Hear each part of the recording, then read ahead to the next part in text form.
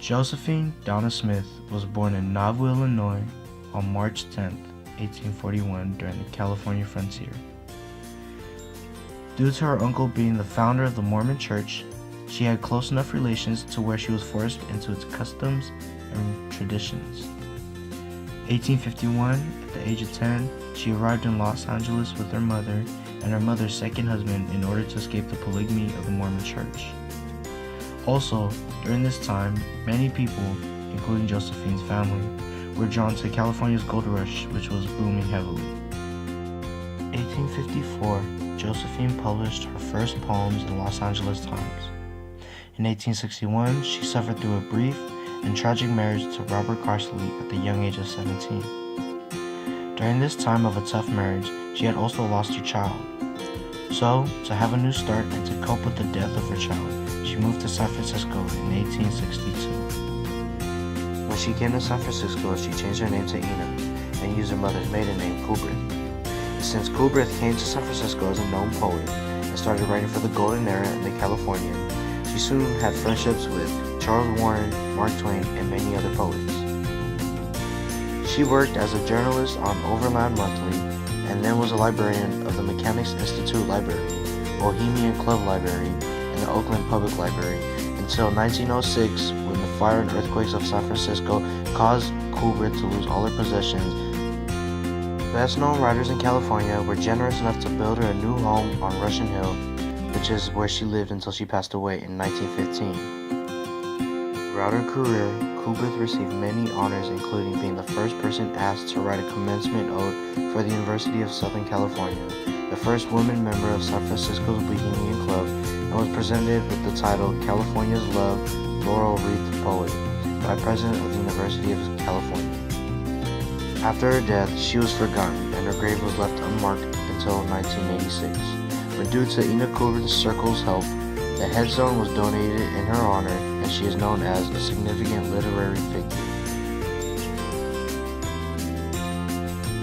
Fair on your hills, my city, fair as the queen of old, supreme in her seven-hilled splendor. You, from your gate of gold, facing the orient sunburst, swath'd in the sunset gleams, throned in an ultimate glory, city of myths and of dreams. To San Francisco is a poem written about Ina Coolbrith's big move to San Francisco after her tragic marriage and death of her infant child. In each four-line stanza, Coolbrith uses the rhyme scheme A, B, C, B. This occurs when the last words in the second and fourth line rhyme. In the poem, Coolbrith also mentions the seven-hilled splendor, which references to the seven hills of San Francisco. These hills include the Telegraph Hill, Nob Hill, Russian Hill, Rincon Hill, Twin Peaks, Mount Davidson, and Lone Mountain, which is also known as Mount Sutro. Coolbrith also mentions the Gate of Gold, which symbolizes the Golden Gate Bridge. At the end of the poem, Coolbrith mentions dreams, which refers to the dreams she was able to fulfill while she lived in San Francisco. She later died in Berkeley, California, which is a city on the east shore of San Francisco Bay. Love, poised for ready flight, ready as morning light, bright in his briefest day, hope with a learning wing, fair as the flowers of spring, fleeting as they. Joy with elusive gleam, gliding o'er life's still stream, swift as the tides that run, flower that a day endures, false flight the foot that lures, gain that no flight secures, lost soon as found.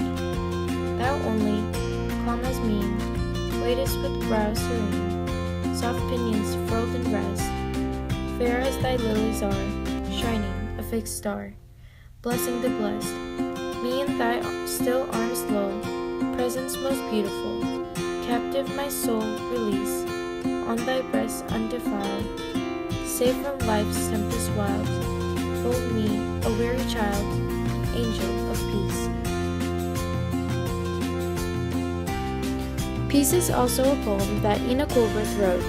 In the first stanza, Coolbrith uses flowers, a ruddy morning light, and spring to describe how great love is. Although love is ultimately great, it can also be as short and fleeting as those objects. Secondly, in stanza 2, Coolbrith also explains how joy is swift to come and go. Once you find joy in your life, it is possible that it is soon lost, either from something bad happening or false hope. Lastly, in the third stanza, Coolbrith explains how people are only calm in appearance and waiting for the time that peace will truly come into their lives. Towards the end of the poem, Coolbrith asks for peace to come in her in order to live a happier life.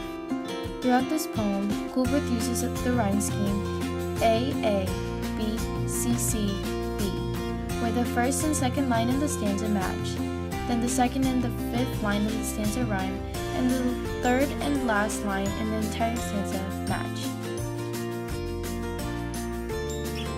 The great world has not known me, nor I the world have known. The great world will not own me, although I am her own. I walk with her a stranger, who am of her a child, a vagrant and a ranger, a voice forlorn and wild. Clear unto the other vision, blind ever unto me, my soul is a prison, whereof none holds the key. My mother world, I wonder, when no more of life apart, a clod of your bosom under, will you take me to your heart? Alien was another poem written by Ina Coolbrith, which was made to help her express how she felt alone in San Francisco. Coolbrith had been moving her entire life, first from Illinois, then to Los Angeles, and finally to San Francisco. Constantly moving makes it hard for a person to create relationships with other people, so she never truly had the time to create new friendships with others. Moving to San Francisco was hard for Coolbrith at first because she felt like an outcast.